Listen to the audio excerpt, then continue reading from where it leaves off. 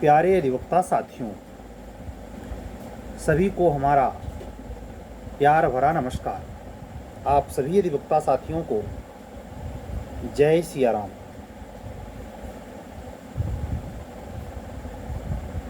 कल के वीडियो और परसों के वीडियो में का जो तथ्य था, जो उसमें संबंधित बातें थीं, उसी को जारी रखते हुए आज एक बार फिर दोनों अपकमिंग वैकेंसी की प्रारंभिक परीक्षा को लेकर और यूपी हायर जुडिशरी की प्रारंभिक परीक्षा को लेकर महत्वपूर्ण बातें करूंगा। इतने बड़े सिलेबस में दिमाग पगला देने वाली स्थिति है इस समय। जो लड़का सीरियसली पढ़ रहा है वो भी, और गोस्वामी तुलसीदास जी की एक लाइन है, सबसे भले विमूढ़ जिनैन व्यापत जगत जड़, यानी जिसको एग्जाम देने नहीं है उसकी हंसी देखिए, उसको इसमें सपने नहीं मुन्ने हैं। आचार्य रजनीश के शब्दों में कहें, मैं जीतना ही नहीं चाहता, मुझे हराओगे कैसे। तो ऐसा अगर भाव है इस एग्ज़ाम के प्रति और आपने फॉर्म डाला है, आपको उच्च न्यायालय ने आहर माना है, तो आप वैसे भी दौड़ में नहीं हैं। आपसे आपके संदर्भ में एक सेकंड यहाँ बात नहीं हो रही है।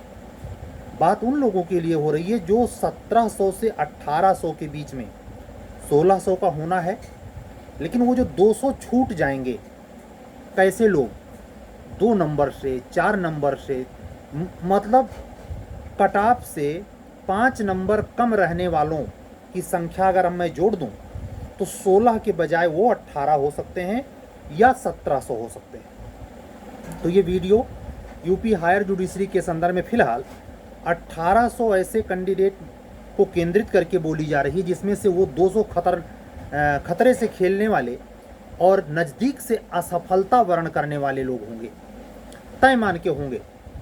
इसमें कोई टोक टोक है ही नहीं। कैसे आपका नंबर उस जोन में न चला जाए, वो जो डेंजर जोन है, हेड विकेट वाला, असफल तो सभी होंगे, लेकिन पीड़ा उसको ज़्यादा होती है जो कुछ ही नंबरों से बाहर होता है। वो कुछ ही नंबरों का चक्कर कैसे ख़त्म हो, वो कुछ ही नंबरों के जाल में आप ना आ जाएं, गिरफ्त में ना आ जाएं, और आप एकदम नज़दीक पहुंचकर मेंस देने को ना पाएं।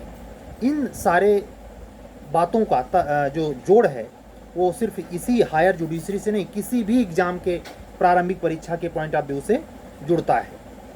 बुधवार का दिन है, 2 जुलाई 2025, 20 को पेपर होना है, 17 दिन और बचे हैं, 18। और ये तेज़ी से उस ओर बढ़ रहा है जब आपका एडमिट कार्ड हाई कोर्ट की वेबसाइट पे उपलब्ध होगा। इस दरमियान, जैसा कि मैं करीब 1 हफ्ता पहले ही कह दिया कि आप नया ना पढ़ें, नया पढ़ने से बिल्कुल बचें। अब क्या है, इस जो सीमित समय है, आप जितने क्वेश्चन देख सकते हैं देख लें, और क्वेश्चन में अगर कहीं भी कन्फ्यूजन होता है, वो समझ नहीं आता कि इस जैसे एक होता है, कुछ ऐसे रटन तोता टाइप के लोग होते हैं जो आंसर रटते हैं, मतलब उनको कानूनी समझ नहीं है, वो केवल दिमाग में इतना रट लेते हैं कि अगर उसके इर्द गिर्द संजोग भिड़ गया तो उनका विकल्प सही भी हो जाता है। खास करके तब जैसे माननीय उच्च न्यायालय अपने इस एग्ज़ाम में माइनस मार्किंग अप्लाई नहीं किए हुए है। ये बात ठीक है, 45% अनिवार्य है, उसके नीचे कोई भी 44 नंबर पा करके HJS का प्री किसी भी कैटेगरी में क्वालिफाई नहीं कर पाएगा। उसकी सीट खाली रह जाए चलेगी, लेकिन क्वालिफाई वही करेगा जो मिनिमम 45 में लेके आएगा विदाउट माइनस मार्किंग वाले पेपर में। जबकि आप जानते हैं जूनियर डिवीज़न और APO के पेपर्स में माइनस मार्किंग उत्तर प्रदेश लोक सेवा आयोग लागू की हुई है, और वहाँ जो सीट का 16 गुना APO में होगा और सीट का केवल 10 गुना J में होगा, जबकि यहाँ सीट का 20 गुना है। तो कई दृष्टि से, सीट संख्या में मतलब ज़्यादा कैंडिडेट क्वालिफाई करने की दृष्टि से, माइनस मार्किंग ना होने की दृष्टि से थोड़ी सुविधा है, लेकिन उस सुविधा का कसर अब की बार माननीय उच्च न्यायालय ने सिलेबस को डिजास्टर चेंज करके बराबर कर दिया है, मट्टी पलीद कर दिया, ऐसे कहिए। इस समय सीरियसली पढ़ाई करने वालों में दिमाग काम नहीं कर रहा है कि इधर का उधर, उधर का इधर हो रहा है। क्यों ऐसा हो रहा है? क्योंकि ये सबके लिए बिल्कुल नया है। इसमें से कम 15 पेपर तो ऐसे हैं जो किसी भी एचजीएस में नहीं है, केवल यूपी में है। और उसका नतीजा ये हो रहा है कि उन 15 को संभालने में अपने मेजर गड़बड़ाए जा रहे हैं।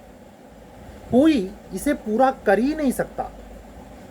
इसके लिए जितना सिलेबस है उसको पूरा विस्तृत ढंग से पढ़ने के लिए अगर इसी पे एग्जाम लेने पे वास्तव में नियति तय कर दी है माननीय उच्च न्यायालय ने, तो कम से कम 3 साल का समय चाहिए।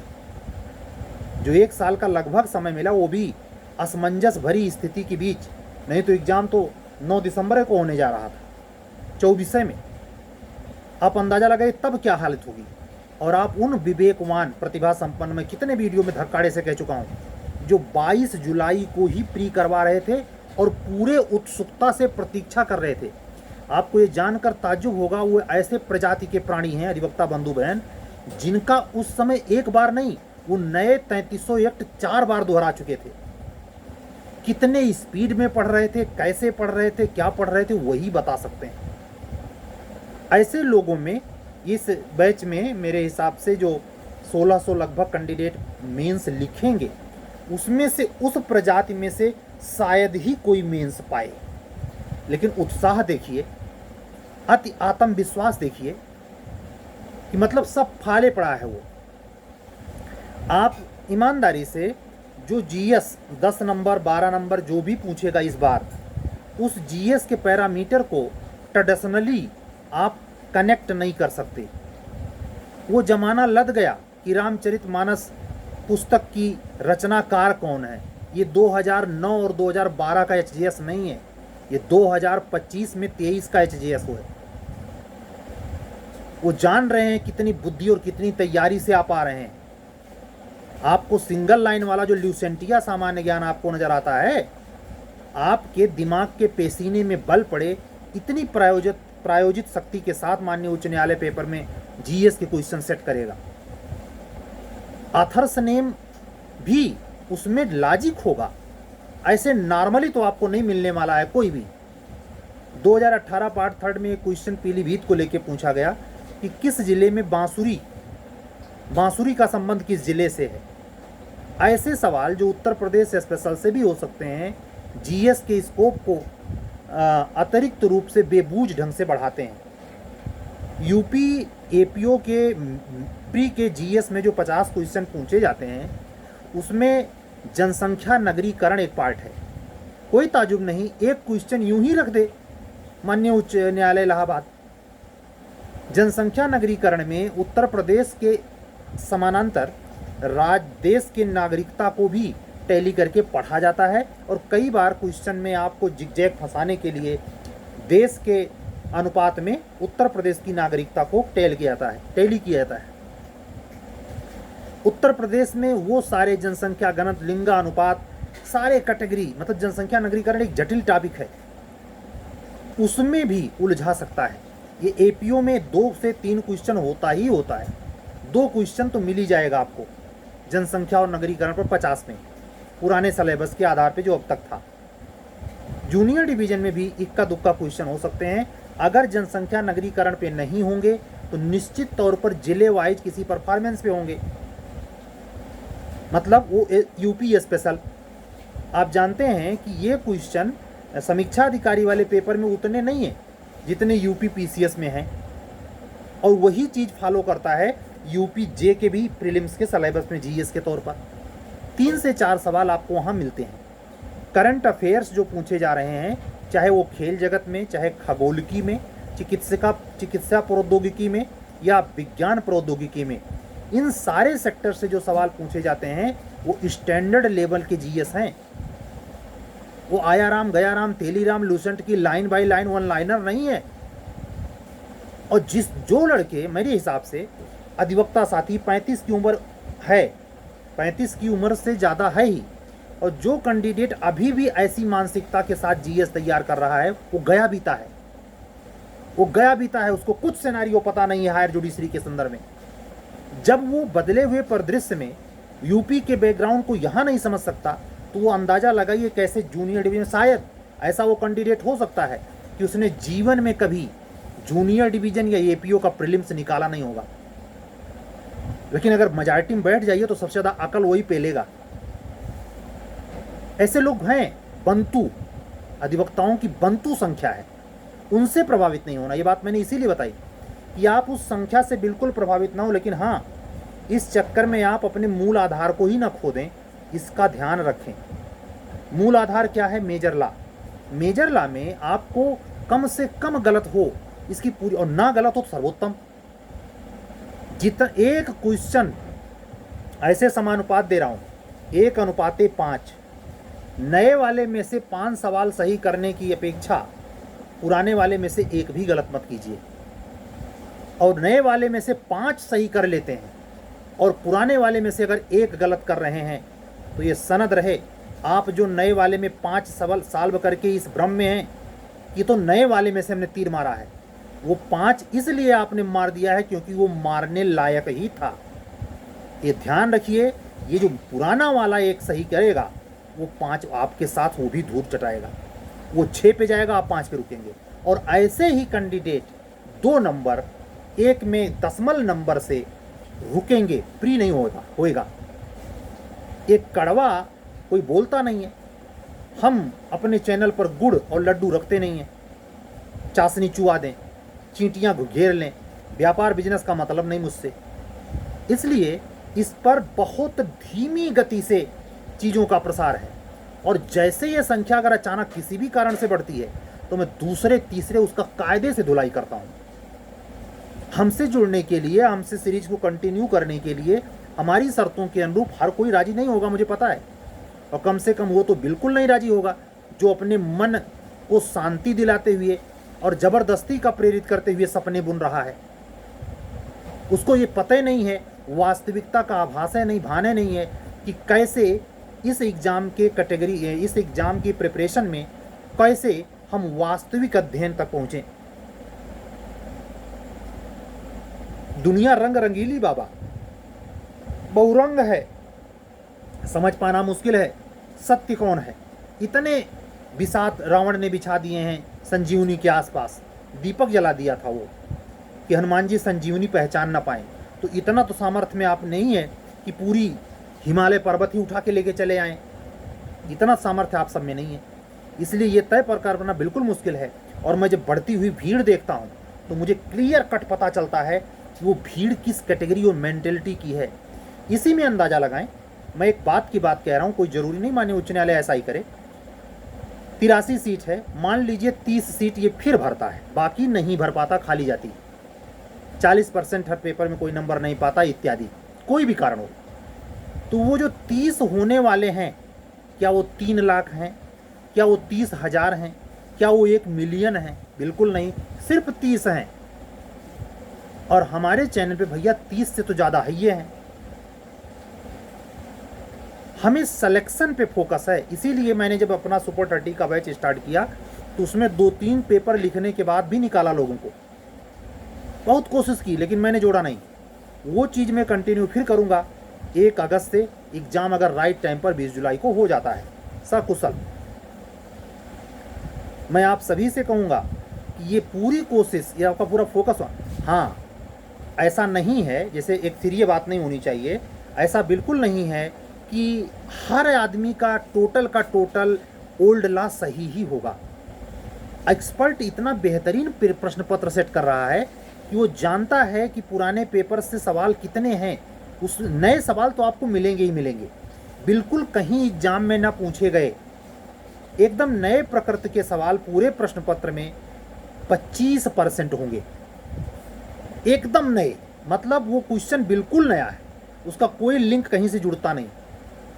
बाकी रिपीटिशन के तौर पर मैं मानता हूँ इतने बड़े सिलेबस में 10 से 12 सवाल रिपीट हो सकते हैं, अत्यधिक नहीं, 10 से 12। तो उसके चक्कर में नहीं कि सारा कुछ दारमोदार रिपीटेड प्रश्न पत्र को हल करने में, नहीं भाई, आपको ये समझ डेवलप होनी चाहिए, क्वेश्चन के नेचर के हिसाब से समझ। डिफिनीशन पूछता है, डिफिनीशन के आधार पे क्या क्या पूछता है, या कोई क्वेश्चन पूछता है तो उसके मूल, आप बताइए, छोटे छोटे सीपीसी के सेक्शन रूल के उद्देश्य से पूछ लेता है। इस गवाही में जैसे मान लीजिए रिटन स्टेटमेंट लिखने के पहले, दीवानी मुकदमे की मैं बात कर रहा हूँ, रिटन स्टेटमेंट लिखने के पहले की स्टेज पर अगर कोई वाद है, यानी रिटन स्टेटमेंट के लिए अभी समन तामील नहीं हुआ है, उस स्टेज पर भी आपके उद्देश्य पूछ रहा है कि वो जो बहस होती है उसका उद्देश्य बताइए। उस जो कोर्ट में लाइव बहस होती है उस मुद्दे पर, फैक्ट एंड इशू पर, उसका मतलब क्या है, उसका उद्देश्य क्या है, कहाँ है ये, कहाँ है साल पेपर में। वो जान रहे हैं कि आप साल पेपर पढ़ के आ रहे हैं, इसलिए कम से कम आपको कानूनी समझ, व्यवहारिक समझ, मनोवैज्ञानिक समझ विधि की होनी ही चाहिए। तभी आप इस पेपर में एक्स्ट्रा ऑर्डिनरी, इसी पेपर में क्या, आने वाली जे और एपीओ में भी उस जोन में आके खड़े होंगे जहां आपको कट ऑफ के बाद रोना नहीं पड़ेगा। हम पता नहीं बॉर्डर लाइन पे हैं या हमारा होबे नहीं करेगा, पता नहीं कितनी कट ऑफ जाएगी। जो ये झंझावात झेलना पड़ता है वो वही लोग हैं जो वन लाइनर, मतलब प्रीलिम्स की तैयारी जो व्यक्ति गाइड से करे वो हद हो गई। प्रीलिम्स की तैयारी line by line bare act से होती है और उसके लिए हर सेक्शन, सब सेक्शन, क्लाज, एक्सप्लेनेशन, इलिस्ट्रेशन, सब पे बेस सवाल के टेक्निकल पक्ष पर ज़्यादा गौर करें। सीधे सपाट क्वेश्चन से बिल्कुल बचें। मैं कहता हूँ उसे याद कर लें लेकिन उसमें ऊर्जा न गंवाएं बहुत। लेकिन जिसके पास विश्लेषणात्मक समझ नहीं होती, विधि समझता नहीं, तो वो ज़्यादातर क्या करता है, रटने के फेर में इंडेक्स रट रहा है कि किस सेक्शन में क्या है, कितने क्वेश्चन पूछता है किस सेक्शन में क्या है। हायर जुडिशरी में तो बिल्कुल नहीं, पेपर उठा के देखिए, इक्का दुक्का लोकल लॉ में ज़रूर पूछ लेते हैं कि किस सेक्शन में दंड का प्रावधान है, किस सेक्शन में किराएदारी की धनराशि जमा की जाती है, ये सब चीज़ें पूछी गई हैं। वो नए किराएदारी अधिनियम पे भी वही सेक्शन हूबहू लागू हो सकते हैं क्योंकि इसमें सेक्शन नंबर बदला हुआ है। तो आपको लिंकेज करने होंगे। लोकल लॉ में उत्तर प्रदेश में जो स्पेशली जिसके केस खूब बड़े आम डिस्ट्रिक्ट कोर्ट से हाई कोर्ट आ रहे हैं, उनको तो आप एकदम रपा रप करें। ये बात मैं दोहरा के आज इसलिए कह रहा हूँ क्योंकि ये चीज़ें 2-3 दिन के बाद लोड ना लेने की स्थिति में फिसलती चली जाती हैं और आपको ताज्जुब ये होगा कि जब आपका रिजल्ट आएगा, ओ हो, ये साला मेजर से हमारे 9 गलत हैं और हमारा प्री 3 नंबर से रुका है। क्या कहा? मेजर लॉ से हमारे 9 गलत हैं और हमारा प्री 3 नंबर से रुका है। ये दर्दनाक अनुभव आपको ना हो, इसलिए समय रहते आपको मैं अपने बुद्धि क्षमता के हिसाब से, मैं दावा नहीं करता कि जो बोल रहा हूँ वो सर्वश्रेष्ठ है, इसके आगे कोई बोल नहीं सकता, समझा नहीं सकता, या आप खुद समझदार नहीं हैं, ऐसा कोई दावा मैं नहीं करता। मेरी खुद की समझ जिन बच्चों के लिए पॉजिटिव वे में फ़ायदेमंद है वो करेंगे। अब आप सोचिए, मैं बातें इतनी सब टेक्निकल, गैर टेक्निकल, लिटरेचर कितनी सेक्टर की होती हैं, लेकिन किसी को इसमें केवल वही दिखाई देता है, क्या? एस्ट्रो का मजाक। क्या कर सकते हैं? हर आदमी का मुंह नहीं पकड़ा जा सकता। हम आपसे इस मुद्दे पे जो आज बातचीत हो रही है, ये यही बच्चे नहीं, जूनियर डिवीजन एपीओ के बच्चे भी ये मान के चलें कि वहाँ मेजर लॉ की लड़ाई नहीं होगी। उल्टे देखिए क्या तमाशा है, वहाँ आपके न्यू लॉ में कितने कम गलत हुए। क्यों? मेजर लॉ सबके लिए समान रहेगा और उसमें क्वेश्चन की संख्या नए से कम रहेगी। यहाँ ये संभावना है कि जिस समय माननीय उच्च न्यायालय ने यह सिलेबस इंट्रोड्यूस किया था अप्रैल में, उस समय लॉ लागू नहीं थी, तो दिखाने के लिए वो जरूर न्यू लॉ से क्वेश्चन बना देगा, लेकिन इतना नहीं बना देगा कि लोड उधर हो जाए। मैं यही मान के चल रहा हूँ भाई। बाकी अंतिम चीज, सर्वाधिकार सुरक्षित है माननीय उच्च न्यायालय के पास।